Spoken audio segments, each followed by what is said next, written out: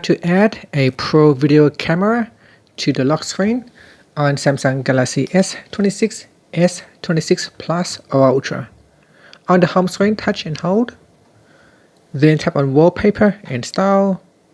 Next, tap on the lock screen panel. Then tap on the widget panel. Next, we tap on Camera. Then tap on Custom Camera. In the widget panel, tap on Start. Then tap on Title on widget and give it a name.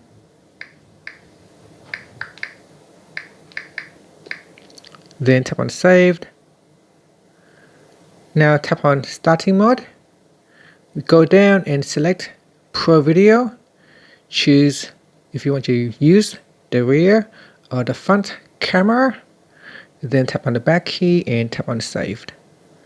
Then tap on Done to save the changes. Now on the lock screen, tap on the widget to quickly launch the Pro Video. And that's it. Thank you for watching this video. If you find it helpful, please like and subscribe to my channel for more videos.